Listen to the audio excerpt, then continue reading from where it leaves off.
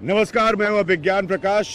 News point target 272 की इस खास श्रृंखला में एक बार फिर से आपका स्वागत है। सबसे पहले बहुत बहुत शुक्रिया आपके लगातार आने वाले मुझे फीडबैक के लिए। जैसे मैंने कहा कि मैं मुद्दे उठाता रहूंगा और बड़ी दिलचस्प बात है, काफ़ी लंबा अरसा हो गया मुझे हिंदुस्तान की सियासत को देखते और एनालाइज करते हुए। आज मैं जिस जगह लेकर आया हूं इसे भी हिंदुस्तान की पॉलिटिकल पल्स का, सियासत की एक धड़कन माना जाता है। देख रहे हैं बहुत सारी एक्टिविटी है। ये है वो मशहूर दलाल स्ट्रीट। कहते हैं कि कौन सी सत्ता आ रही है, कौन सी सत्ता जा रही है, अगर इसका सबसे ज़्यादा रिएक्शन कहीं मिलता है। Thank you so much sir, बहुत अच्छा लगा मिलकर आपसे। Thank you. क्या कवर कर रहे हैं सर?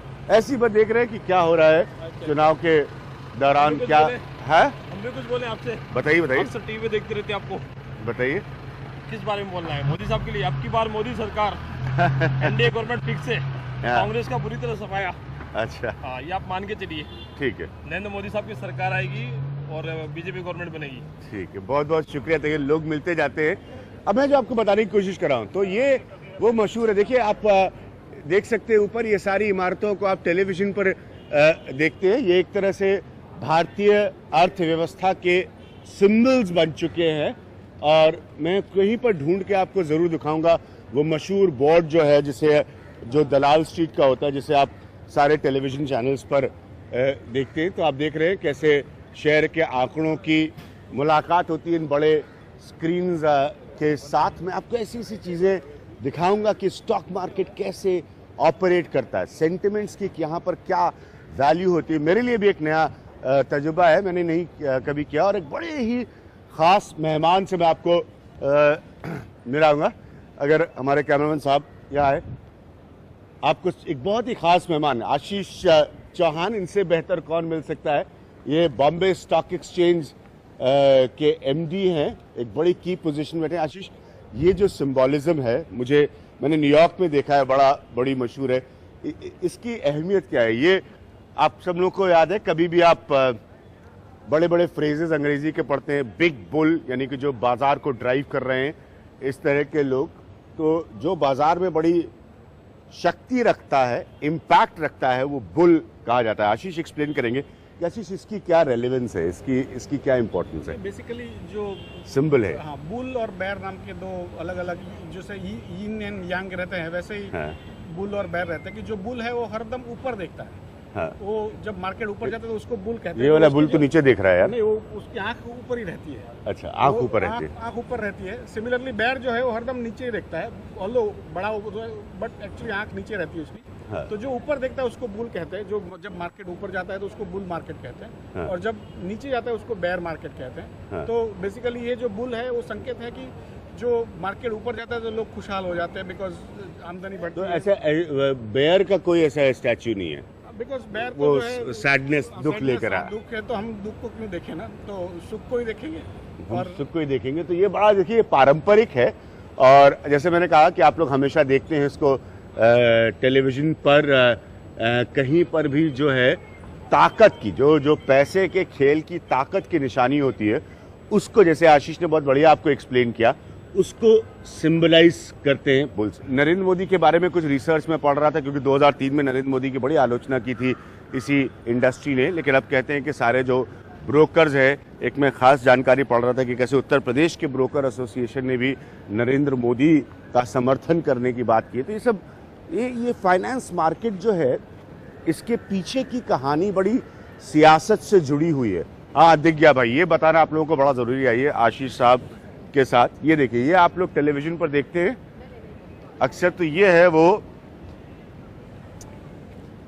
पिन कोड, इस पे लिखा है 4001। तो ये है वो मशहूर बोर्ड जिसे आप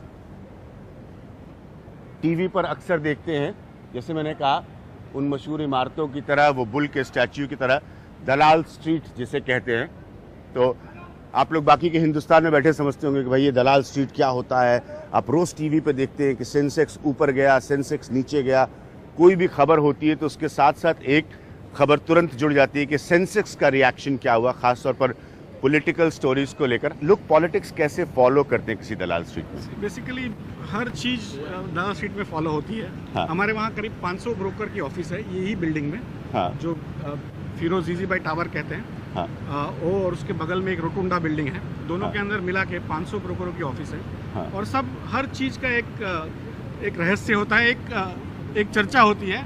ये है बॉम्बे स्टॉक एक्सचेंज की बिल्डिंग। हम ठीक बॉम्बे स्टॉक एक्सचेंज की इमारत के बाहर खड़े हुए हैं। ये 40 साल पुरानी बिल्डिंग है, तो बड़ी आधुनिक रही होगी अपने समय में जब बनी होगी। It would have been the tallest building in town those days. In those days 40 साल पहले ये 1969 में बनना चालू हुआ था 1969 और में। 1981 तक बना।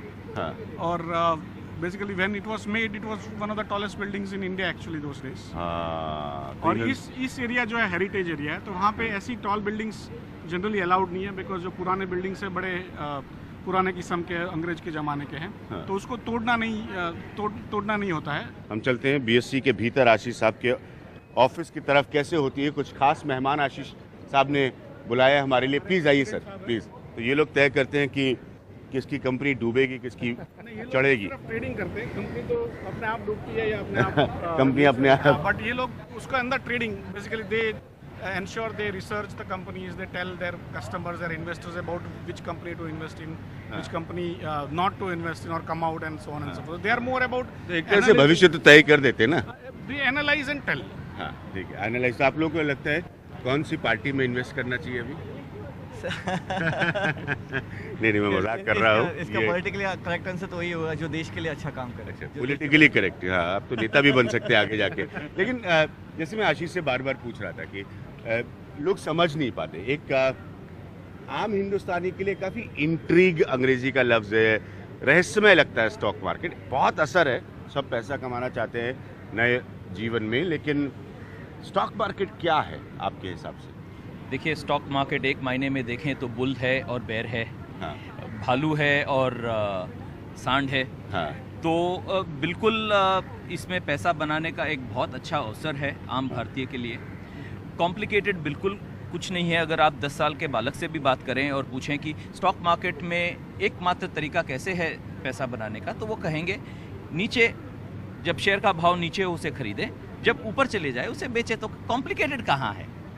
कॉम्प्लिकेटेड तब हो जाता है जब लालच आ जाता है। आजकल लोग कह रहे हैं कि जब नेता का भाव नीचे हो तो वो उसको सपोर्ट नहीं करे, नेता का भाव ऊपर हो तो उसको सपोर्ट करे। क्या ऐसे भी स्टॉक मार्केट रिएक्ट करता है?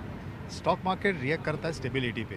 तो नेता का भाव ऊपर हो या नीचे हो, इम्पोर्टेंस ये है कि अगर वो नेता स्टेबिलिटी ला सकता है स्टॉक एक्सचेंज के लिए, तो as a stock market participant हम प्रीफर करेंगे कि वो नेता का भाव ऊपर हो। तो स्टेबिलिटी इंपॉर्टेंट है, because stability will give long term policies and policy will govern कि मार्केट कैसे चलेगा आगे। ये बहुत इंटरेस्टिंग पॉइंट है, इस पर हम आगे बात करेंगे कि नीतियां आखिरकार किसी राष्ट्र की तकदीर को निर्धारित करती हैं। ये जो मशहूर बीएससी का सिंबल है, ये आप देख सकते हैं। तो ये आप देख सकते हैं, बहुत ही ज़्यादा सुरक्षित एरिया है। आशीष कुमार चौहान साहब की वजह से हमें एक्सेस मिला है। ये आप देखते हैं, सिक्योरिटी के माध्यम से गुजरना पड़ता है यहाँ पर। वैसे आपका नाम क्या है? रमेश सर। हैं? रमेश। रमेश जी, आप ये लिफ्ट कब से ऑपरेट कर रहे हैं? बहुत साल से सर, 25 साल से। 25 साल से? हाँ। तो लिफ्ट में बहुत बड़े बड़े लोगों को आते जाते देखा होगा। हाँ, बहुत सारे आए। जब भी कोई सरकार बदलती है या ऐसा पॉलिटिक्स में कुछ होता है तो कैसे लोग पब्लिक रिएक्ट करते हैं? जैसे कोई लिफ्ट में होता है, फोन पे बात करा यार तो गड़बड़ हो गया, सरकार चली गई। हाँ, सर। अभी सर थोड़ा पब्लिक कम हो गया, पहला पब्लिक बहुत था। हाँ। अभी इस पे बोर्ड पे हो गया, इसलिए पब्लिक कम हो गया। अच्छा। नहीं तो पहला उधर बहुत भीड़ रहता था, रिंग में पूरा सौदा चलता था, हाँ। तभी बहुत भीड़ रहता। तो ये है रमेश जी, 25 साल से, जैसे सेंसेक्स में शेयर ऊपर नीचे आते जाते हैं ना, ये लिफ्ट ऊपर नीचे ले जा रहे हैं। और इसी से आप सोचिए, जब ऊपर जाता है किसी का समय तो रमेश जी भी उसे ऊपर लेकर जाते हैं, जब नीचे आता है किसी का समय तो रमेश जी आप भी नीचे लेके आते हैं। हाँ सर। बहुत बहुत शुक्रिया। ये है बॉम्बे स्टॉक एक्सचेंज का कन्वेंशनल सेंटर। यहाँ पर आप लोग की सेमिनार्स होती हैं, मीटिंग्स होती हैं? This used to be the trading floor. अच्छा, पहले जमाने में जब फिजिकल ट्रेडिंग होता था तो यही ब्रोकर्स यहाँ पर आके हाथ से ट्रेडिंग करते थे। मैं आपको उनका एक झलक दिखलाऊंगा वहाँ पर एक फोटोग्राफ के हिसाब से। हाँ, ये देख सकते हैं, हमारे कैमरामैन आपको दिखाएंगे, एकदम भव्य है।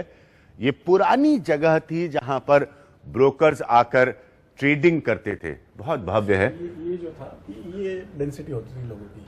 हाँ, तो इस तस्वीर से आप अंदाजा लगा सकते हैं जो आशीष दिखा रहे हैं आपको कि कैसे होता होगा। लोग ही लोग यहाँ पर खड़े हुए। ये आशीष कितने साल पहले की तस्वीर होगी? 1994। तो ये 1994 की तस्वीर है। तो आप देख सकते हैं कि इसी कन्वेंशन सेंटर जहां पर हम इस वक्त खड़े हुए हैं, उस समय लोग आते थे और कितनी भीड़ भाड़ होती थी। हम आज कहां पर ये सब होता है वो भी आपको दिखाएंगे।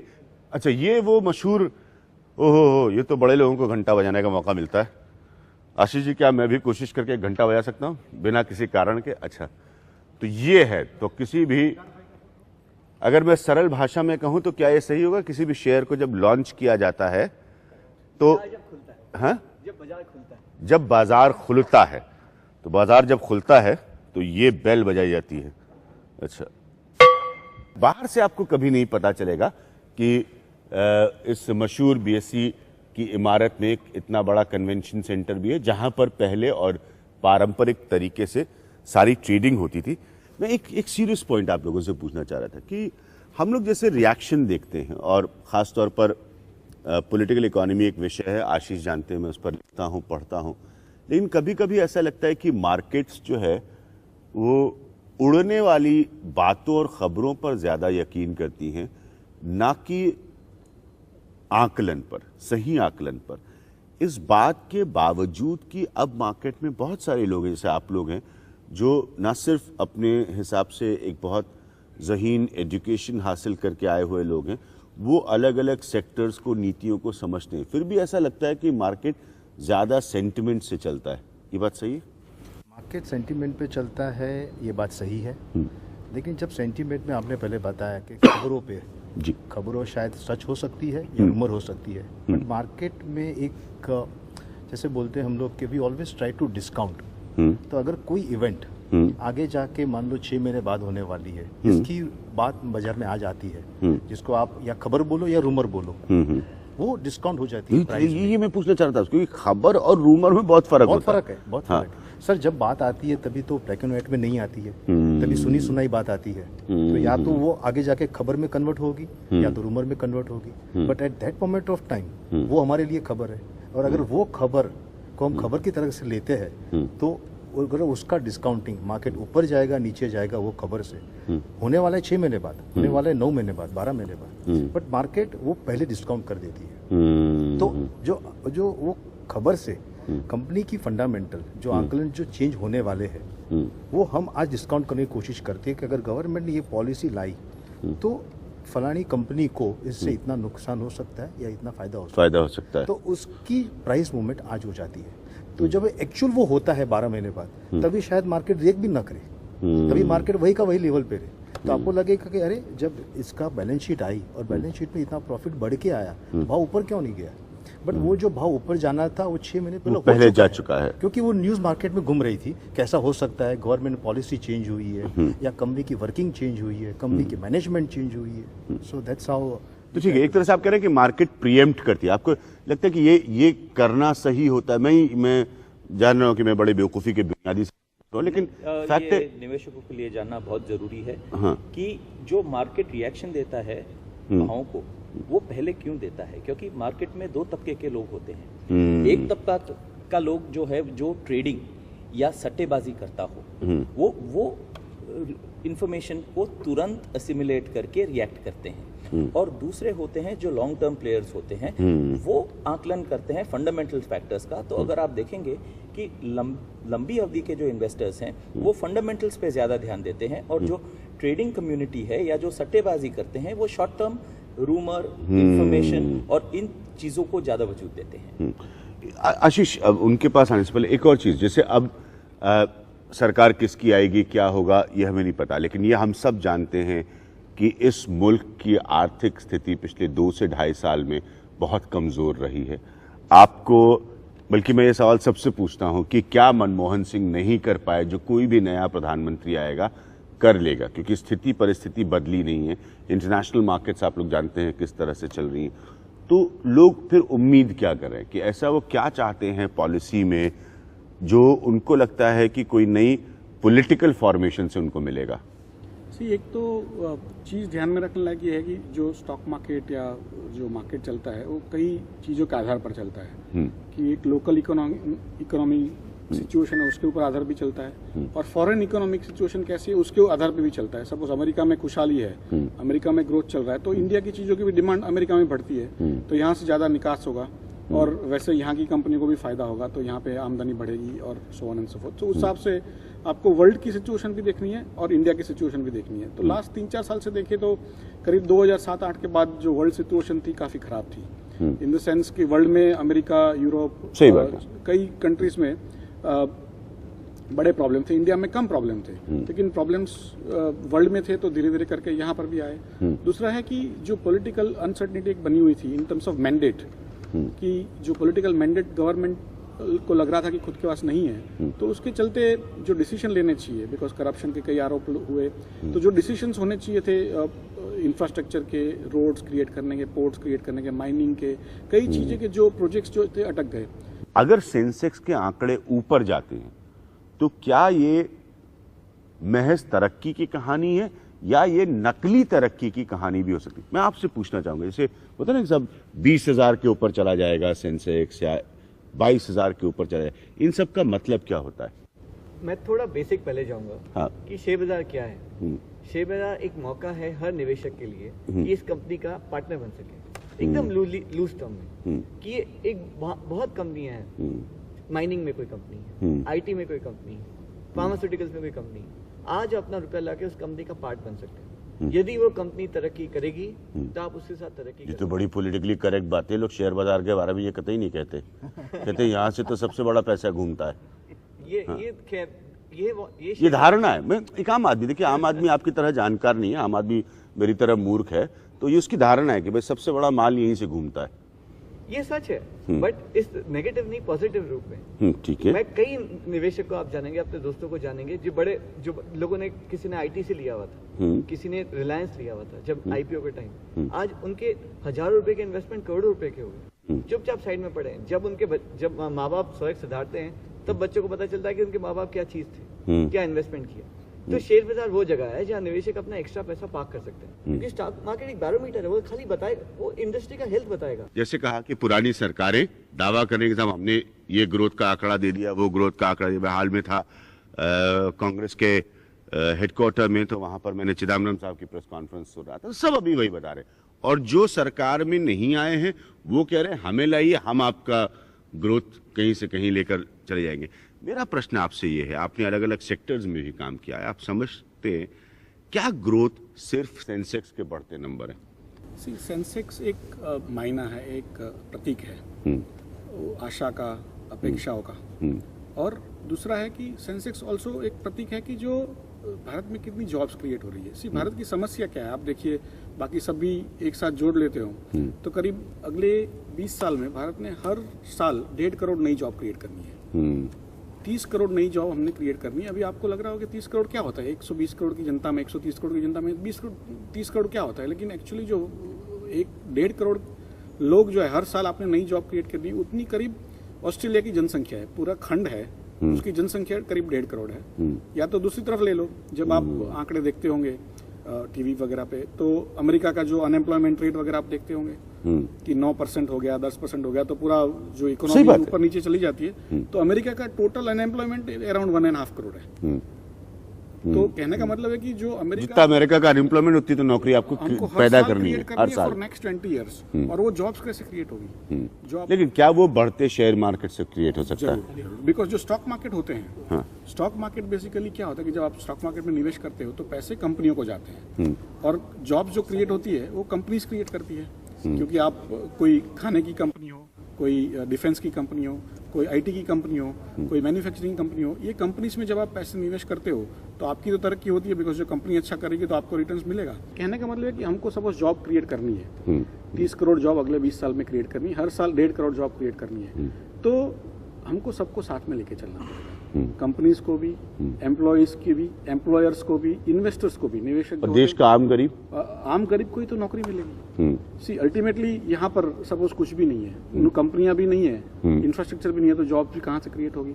सो अल्टीमेटली जब हमको ऊपर आना है तो समंदर में जब उभार आता है तो सब कश्तियां ऊपर चली जाती है, जब नीचे चली जाएगी तो सब कश्तियां नीचे चली जाएगी, तो कोई गरीब और गरीब हो जाएगा। तो कहने का मतलब है कि जो स्टॉक मार्केट 1875 में 1875 में 140 साल पहले लगाया गया था, उस समय 3-4 कंपनियां लिस्टेड होती थी, आज 5300 कंपनीज लिस्टेड है, वर्ल्ड में सबसे ज्यादा। आशीष चौहान की स्ट्रॉन्ग दलील है दलाल स्ट्रीट पर बैठकर कि ये कतई भी सट्टा बाजार नहीं है, ये रोजगार पैदा करने का साधन है। हम चलते हैं एक और जगह आपको दिखाने के लिए, बॉम्बे स्टॉक एक्सचेंज के भीतर आशीष जी हमें ले चलेंगे, जहां पर जैसे आपने वो तस्वीरें देखी कि ये वो कन्वेंशन हॉल है जहां पर एक समय में, और ये बड़ा आक्रामक तरीका होता है, आप तो वो कैसे अब होता है वो मैं दिखाने के लिए आपको आशीष जी के साथ ले चलता हूं।